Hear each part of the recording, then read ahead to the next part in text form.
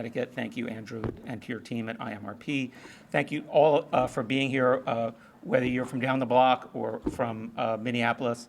And really just a tremendous day, a second great day this week. We'll be in New Haven again tomorrow morning, tomorrow afternoon. We'll be in Bridgeport on Thursday. And this is a continuation of work that's been going on for generations. It's also, I think, the dawn of a new day for this work in Connecticut. Thank you. In terms of some things, we will, the TREC slide deck, as our colleagues from Minnesota Public Higher Education have indicated, their slide deck is accessible. It is to be shared. Those of you who want to see that and think over it and think about our future here, please, we will help curate that connection. And we are heading into session. It is October, and I have already been receiving texts about what does this next session hold for this work. Help us think about that. Help us imagine what that could be together. Thank you again for being here. See you soon. I thought way back when there was another group of people, the people who actually moved UCONN to accept these students when most universities around the country were not accepting them, because they felt that getting an education provided a pathway to a better life, and people deserved that. And the second chance Pell Grants fundamentally attempt to do just that. That is, provide another chance to people so that they simply don't remain within the ranks, as they could in many countries, of people that we've forgotten and thrown away. But the point is that we can all have these, high thoughts, high ideals, but who puts it into action? And that's all of you in this room. I was looking at the program and the track record that so many people have built. And I really feel very privileged to stand here and welcome all of you on behalf of UCONN. We have outstanding researchers. Dr. Andrew Clark and his team, exemplify one of those groups. And we have people with great heart, great commitment, great dedication. But none of this would happen without all of your commitment, all of the work you've already done, the expertise that you'll provide, so that in collaboration with UCONN, and we will be a partner, that we will be able to make significant difference in several people's lives. So once again, thank you, and it's a privilege to have you all in this room with us. So on behalf of UCONN, welcome. A dear friend and colleague, Representative Toni Walker. When I was clerk in the Appropriations Committee, I think our annual budget was about $16 billion. I'm pretty sure it's a little bit bigger than that now, just a little bit bigger. But what I learned then was that the budget is the ultimate policy document, and how you make decisions about the budget and where you allocate your resources essentially says what the state is prioritizing. And I think Connecticut has had the benefit of having a champion in Toni Walker prioritizing the needs of the state and residents, especially in the juvenile justice arena, but for all marginalized citizens. And I think I'm just very grateful that she's here today, and I know we all are, and she's going to say some remarks as well. Thank you. It is a pleasure for me to be here today with you. I don't want to talk much, but I just want to give you a little snapshot of why this is so important to me. I'm a child of a freedom rider from North Carolina. He was a minister. He was with King. They went to school together, Abernathy. They're all groups. And we lived down in North Carolina, and I'm the youngest of 4 girls. And during that time, we were registering votes and everything. The Ku Klux Klan basically ran us out of North Carolina. So we moved to Connecticut. And when we moved, my parents made a vow that education was going to be the #1 thing that they were going to continually bring back to their communities. And so our home became sort of a dorm for people in the South who wanted to come to college but didn't have the opportunity. My parents made me understand that if you wanted to make the equitable playing for everybody, education has always have to be in the forefront. And this, what we're talking about today, is exactly that. We're talking about giving people opportunities that have been denied for a variety of different reasons, some on their own, but some because of economic circumstances. We have to look at this as a way of investing in our communities and providing more opportunities. So I thank Undersecretary Karpowicz, number one, for being my co-chair in the Juvenile Justice Planning Operation Committee, which he didn't realize what he was doing when he did, but he does now. But his ideas that he has brought to the state have been phenomenal. I mean, we talk a lot, and it's never a 5-minute conversation about all the things that we can do. And that's why I was excited when he told me about this opportunity this week to talk about things. We have things that we know we've got to overcome. We've got issues about remediation and how do we bring people in because of the fact that some of them have been so disenfranchised from schools. But it can be a game changer in their lives, and that's what our economy needs. We're over the COVID, but we're not over the impact. We're over the disassociation of success, and we have to bring it back. And this type of program does that. It's exciting to me. I can't begin to tell you, I mean, it's really because I fought the traffic very early to get here, because I didn't want to miss a moment. But I thank everybody that's coming here today to talk about this and share with us their passion and their successes, because that gives us momentum, because we know in order for us to save our urban cities and suburban communities, we've got to give them a path to success. And that's what we can do. Thank you very much. Some of you may be wondering what the maps are here. And these were put together in the past week, and I want to thank our new Associate Research Professor, Lydia Wheeladin, for putting those together. And what they represent, this one here is the best known location address, either prior or on release, of incarcerated individuals in the year of 2023.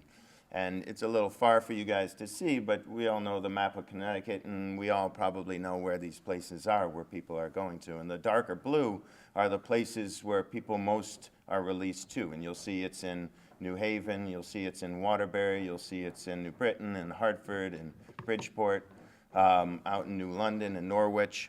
And, oh, thank you. We can even go further here. And these are the DIAs, the Social Equity Council, mapped out the disproportionate impacted areas from the war on drugs and in poverty. And these, as you can see, overlap those. Here we have the correctional institutions in the state, and again, it's a little small, and we'll be able to send these to everybody afterwards, but the correctional institutions are located where the black stars are here. And then here you have the colleges and universities throughout the state of Connecticut. And when you see in Hartford, there's a conglomeration of colleges and universities, DIAs, and places where people return to. And one of the things that, in talking to the Undersecretary Karpowicz about this work, is he really wanted to bring it down to place. He wanted to bring it down to where it's happening on the street and develop collaborations. And so we're really grateful here for the president of Capital Community College to be able to be here as a partner in that collaboration. So I want to bring up President Duncan Harris.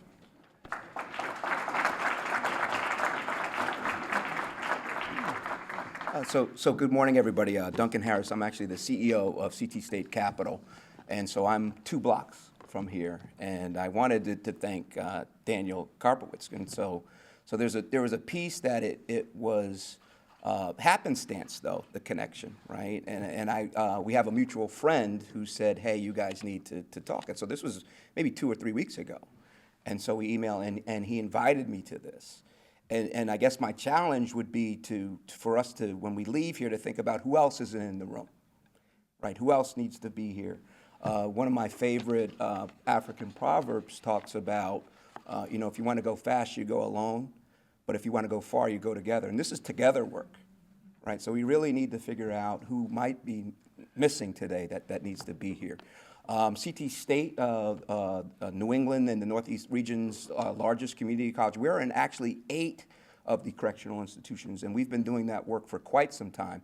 And I wanted to ask Teresa Foley if she could stand and be recognized for her leadership in that work. So Teresa and her team have been making a difference for quite some time in that space. CT State Capital, we do not have a program that's in an institution, a correctional institution. However, we have been certainly a part of the coalition in Hartford. And when folks return to where they were born and raised, one of the first places that they find themselves oftentimes is at our doors. And so we're a part of that continuum for folks recently returned citizens. I also wanted to acknowledge Thea Montanez, and we were just talking this morning. And her brother is one of my students, who is a returning student who at the age of 52 is now taking classes at Capital Community College, working on his life and improving his life. And so I wanted to acknowledge Thea, her leadership in Hartford. We launched a Credible Messenger program. And so that was Thea. And that was a partnership with the city, along with the Full Citizens Coalition, et cetera. And we trained 45 individuals over the course of the year that are now working with folks in Hartford to ensure that they do not return to incarceration. And so a coalition of the willing. Once again, this is Go Far work, and we're delighted to be here locking arms with UCONN this morning. So thank you.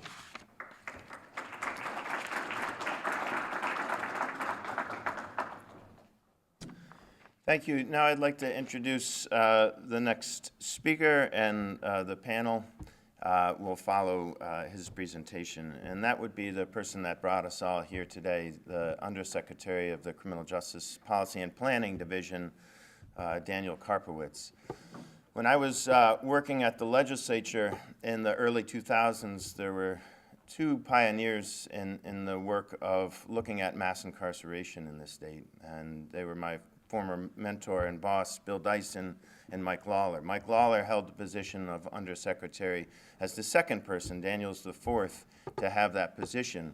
One of the things that we were doing in the early 2000s was trying to combat misinformation, anecdotal evidence, the things that brought America and Connecticut to this place of mass incarceration.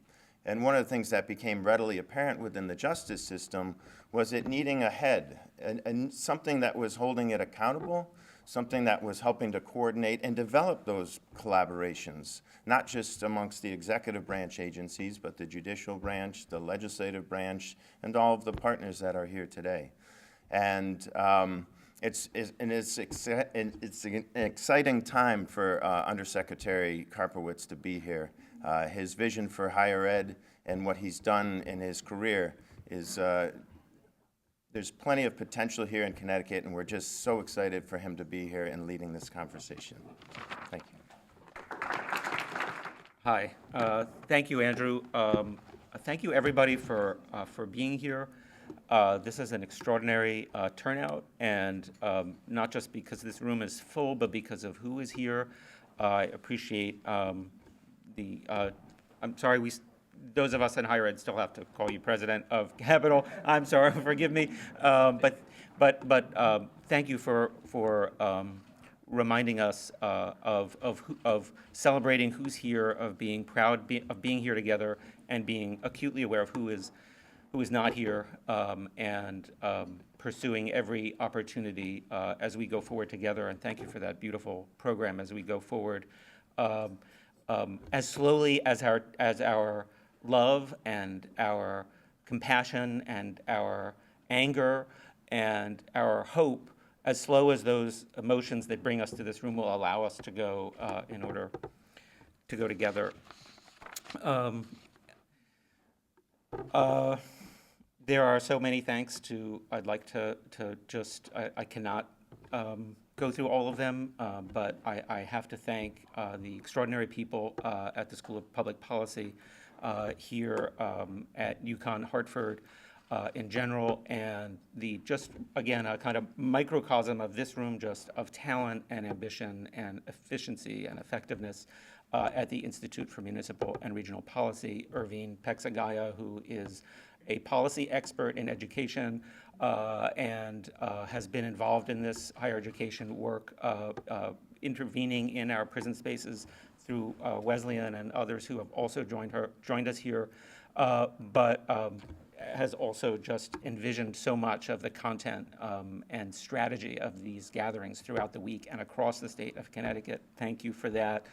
Brittany Lamar, another extraordinary person who's completing their law degree currently at UCONN, again, another extraordinary alumna of this space, and again, one of the minds behind not only this afternoon, but this whole week. And as you'll I think hear later about the legislation that has partly been written, and she is in effect one of the authors of that, and to have mobilized so much energy, as you'll learn about throughout the day. So we're here with our passion, we're here with our histories, we're here with our laws standing up behind us, and I'll speak to a little bit more of that on the national level in a moment. So thank you to all of you and to Andrew Clark, who was just introducing everyone and knows this Capitol because he's lived it. And been frustrated by it and dreamed in it and made realities through it. So thank you, Andrew, as the director of IMRP, for your teams and for helping to host today. A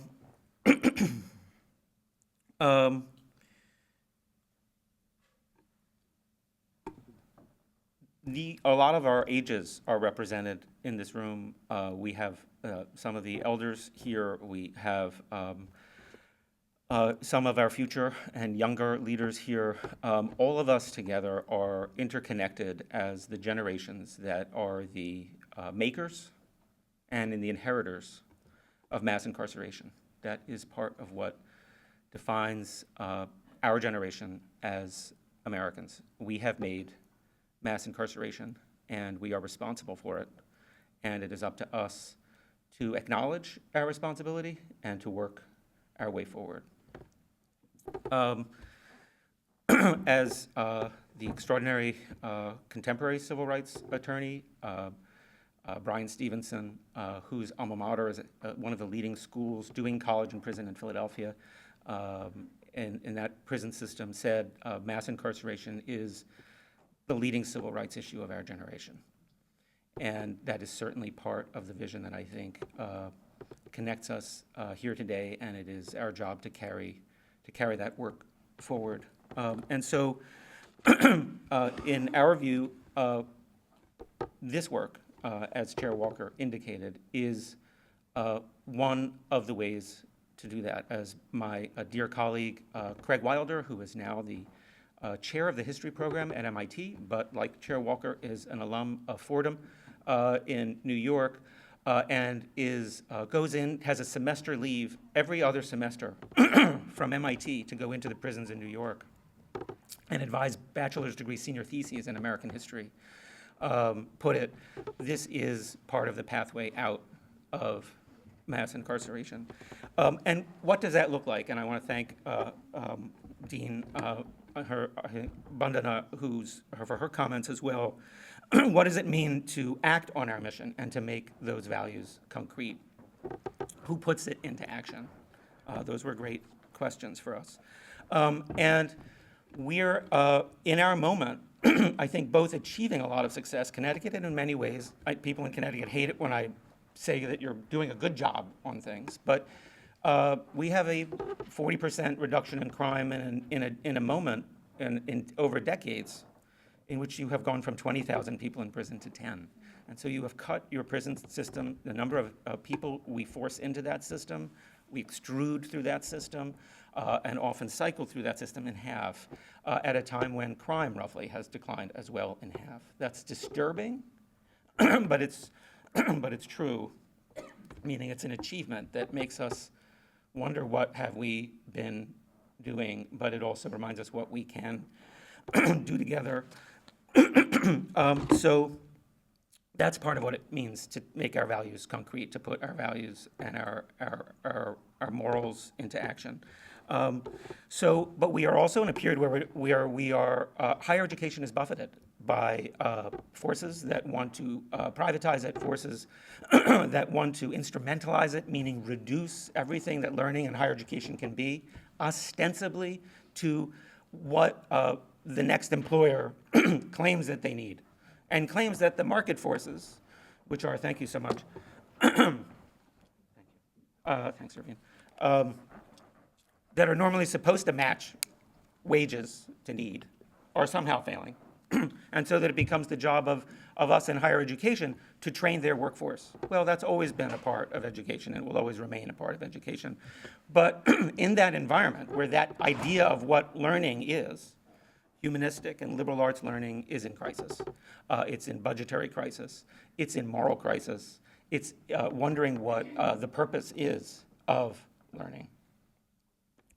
And so we find ourselves at a bizarre moment that we have to wake up and see. The crisis of mass incarceration and how to work our way forward to it is intertwined with a crisis in our discovering as people, as humanists, as stubborn devotees of the American experiment with democracy, wondering what is the purpose of higher education? What is the purpose of learning? And this work, I think, allows us to engage and demands of us to engage in both answers to both of those questions. So what are the opportunities right now to rethink what we have inherited and pass on something different? We have them all over the place. I'm going to go a little bit far afield and say, look at Washington as one of them. We have two major federal initiatives going on right now. Excuse me. A number of them conceived of and written and advocated by people who were impacted by mass incarceration themselves. And they've helped, as we have here in Connecticut, pass legislation, envision a different future, start turning it into law, start institutionalizing it. That's been happening in Washington too. And what am I referring to? Well, one has already been mentioned. It's Second Chance Pell. Because in 1994, in the infamous crime bill, which is, I think, inappropriately called the Clinton crime bill, it should be called the Newt Gingrich crime bill, because that work that was going on rethinking policing and public safety in the 90s under that administration was transformed radically when political power in the House changed in those midterm elections. I can't help but quote the President Clinton at the time, who said, what passed was a number of great ideas wrapped in a bag of horse. And one of the most notable pieces of horse was taking away the rights of Americans who were incarcerated to go to college. Vandalizing the Higher Education Act, which is the home of our Pell Grants, named after our neighbor senator in Rhode Island, Claiborne Pell. Interestingly enough, also the leader in Congress for the National Endowment of the Humanities, the National Endowment of the Arts, the Kennedy Center, parts of the crown jewels of our idea that democratic culture can be elevated, that we do not that we can do inclusion and excellence together. Anyway, that act was vandalized, and for the first time in American history, a single group of Americans were singled out for exclusion, and that was Americans who were incarcerated, and they were excluded from their Pell rights. And over the objection of many folks, but who most notably? The wardens of the United States of America. The national gathering of wardens came down to Washington and begged Congress, do not take Pell out of our prisons. It is the best thing we have behind the walls. It makes us safer. It makes us better neighbors living and working together. It has associated with our lowest rates of recidivism and job placement post-release. What are you all thinking? Our experts, our wardens and our commissioners, and they were not listened to, which is not an unfamiliar. They are pointed to and invoked when politicians want to say they know what they're doing or are protecting us, but they are not listened to in critical moments, and that is one of the gravest moments, in my view, when they were they knew exactly what the right thing to do, and they were not heard. And so people were excluded from their Pell rights. Under the with the leadership of a number of people who had college while they were incarcerated, or had programs like Wesleyan or Yale or Trinity or Quinnipiac reach them in this dark period, did get it, helped advocate and envision the restoration, the attempt to restore that damage that was done to the fabric of American laws through Pell revocation. And Pell rights were restored by Congress in a bipartisan fashion. But prior to that, as many of you are actively involved in at the DOC and in our colleges, in Second Chance Pell under the Obama administration. So that became the restoration of Pell rights, which became realized about 1.5 years ago, and we are still, we now have inherited that opportunity. We've helped create that opportunity. I want to put it to you that that is not just the restoration of a harm, but that in our view, the restoration of Pell rights is the single largest federal intervention into our prisons in our lifetimes. The restoration of Pell rights, simply access to your right to a tuition subsidy to go to school, is the single biggest, deepest, and most transformative federal intervention, meaning when the entire country manages on rare occasion to speak in one voice and get a law passed in Washington and signed by a president. That is the largest single intervention into our prison systems in our lifetimes, and we will not see another one like it in our lifetimes. Are we aware of that? Are we looking? Are we listening? Because that law will not implement itself. Another law is the JI waiver. A number of you here, especially here in corrections, are working on the JI waiver. What is that? That is another transformative law coming out of Washington. What does it do? It ends generations of exclusion. Exclusion of who? People who are incarcerated. From what? Healthcare. From Medicaid. Medicaid was built at its inception to exclude everybody who was going through a prison system. And our folks, we all know, a hugely important population that desperately needs primary and long-term care. Congress is doing the same thing with Medicaid and Medicaid that it did with Pell. It's creating an experiment, what they call a waiver. Experiments and waivers, you know what they are? They're an opportunity to break the rules. That's what that means. The Higher Education Act allows an experiment. Why? Because it was illegal to give Pell Grants to people in prison. We had an experiment to break that rule and experiment on how to do it. And now that rule has been changed. And what was illegal is now legal. Same thing is happening with Medicaid. That is a huge transition in American healthcare and inclusion. So these two huge features of American opportunity and togetherness, this breach that was produced by mass incarceration is being healed, but it will not implement itself.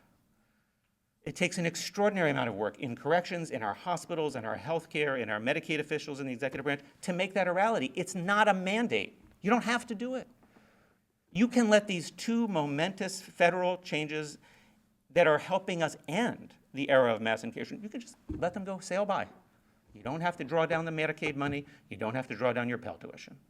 It's millions, cumulatively billions of dollars. We don't have to do anything. No one's going to make us do it. So there is so much more to say. We have the rest of today to say it. I think we have not all the right people in the room, but a good faith effort to begin making sure that we are all in the room together. And we will continue to do that work as slowly as our passion and our commitment will allow to do it together. Andrew, if you could help me introduce our panelists. Sure.